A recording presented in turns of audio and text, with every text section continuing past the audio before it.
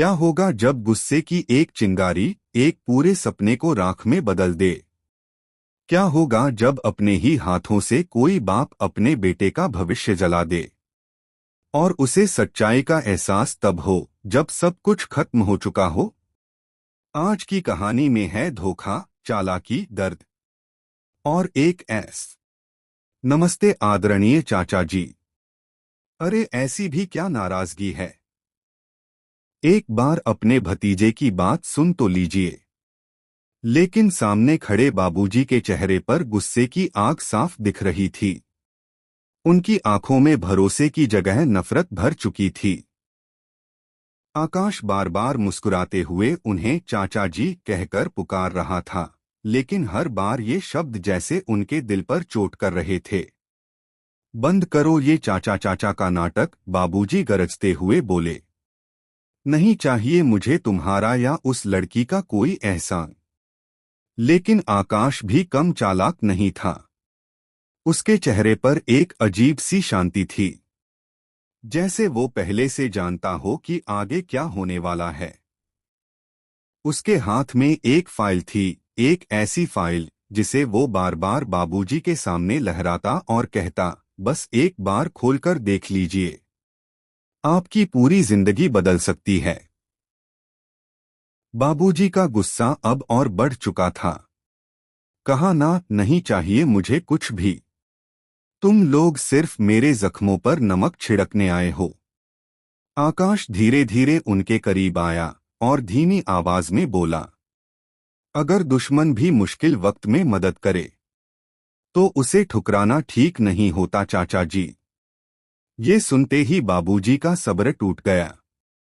उन्होंने बिना एक पल सोचे वो फाइल आकाश के हाथ से छीनी और पास में जल रही आग में फेंक दी।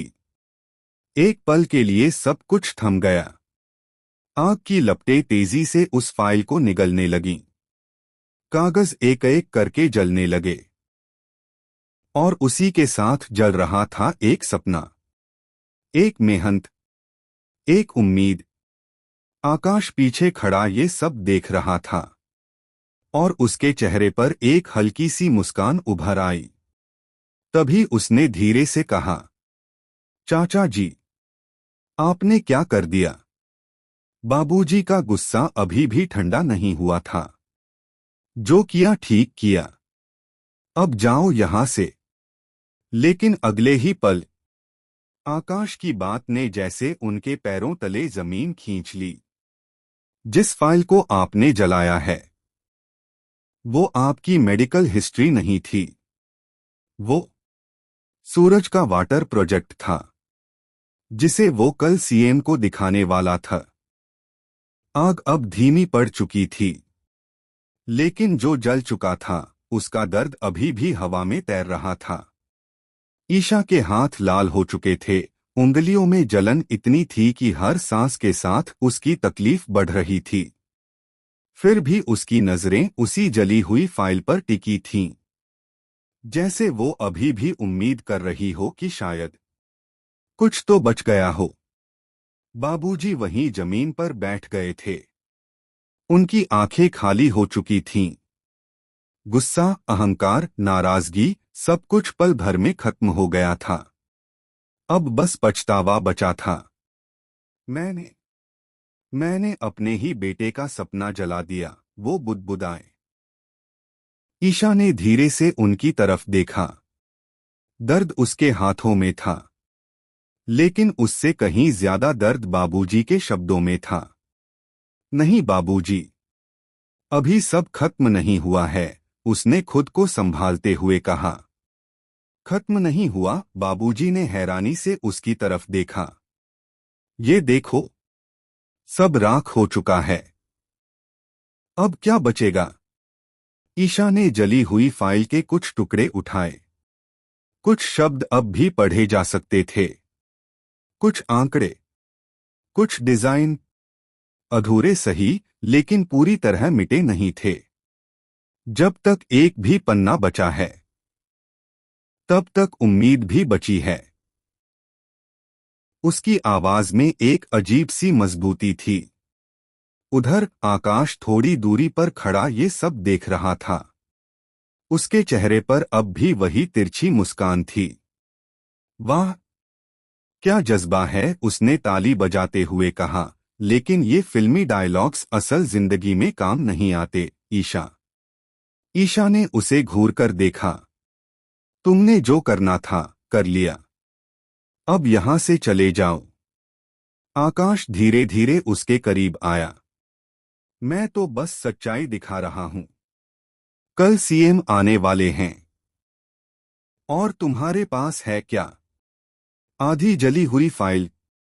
उसकी बातों में जहर था और हर शब्द ईशा के हौसले को तोड़ने की कोशिश कर रहा था। लेकिन इस बार ईशा चुप नहीं रही। तुम जैसे लोग सिर्फ साजिश कर सकते हैं, मेहनत नहीं। और यही फर्क है तुम में और सूरज में। आकाश की मुस्कान एक पल के लिए गायब हुई, लेकिन उसने खुद को संभाल लिया। देखते हैं कल क्या होता है, इतना कहकर वो वहां से चला गया। उसके जाते ही माहौल और भी भारी हो गया।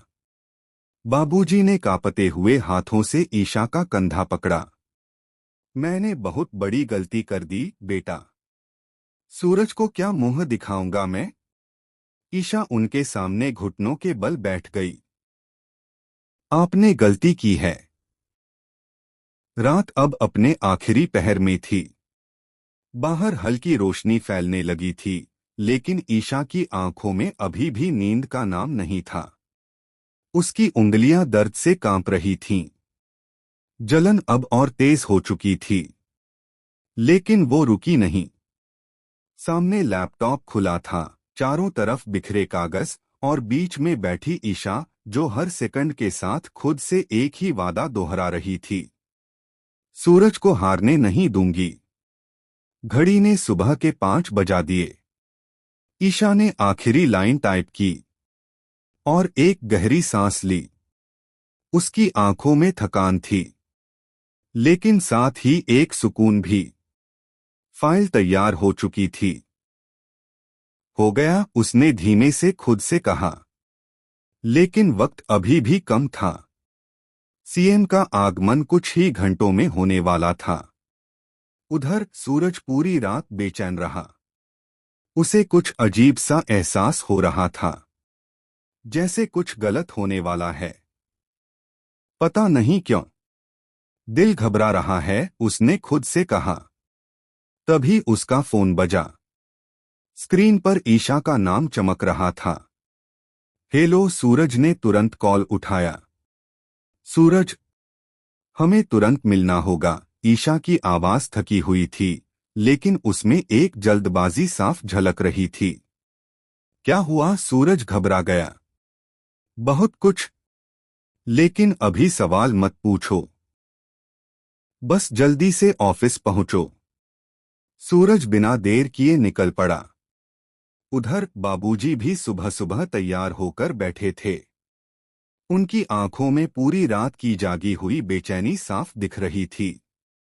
आज जो भी होगा मैं सच बताऊंगा, उन्होंने खुद से कहा। उन्हें अब अपनी गलती छुपानी नहीं थी। कुछ ही देर में सब ऑफिस पहुंच चुके थे। माहौल बहुत तनाव भरा था। सीएम के आने की तैयारी जोरों पर थी। आकाश भी वहां मौजूद था। चेहरे पर वही आत्मविश्वास, वही घमंड। उसे पूरा यकीन था कि आज सूरज की हार पक्की है। तो सूरज, तैयार हो? आकाश ने ताना मारते हुए कहा। या फिर आज कोई नया बहाना लेकर आए हो? सूरज ने उसकी बात का जवाब नहीं दिया। उसकी नजरें बस ईशा को ढूंढ रही थीं। और तभी दरवाजा खुला।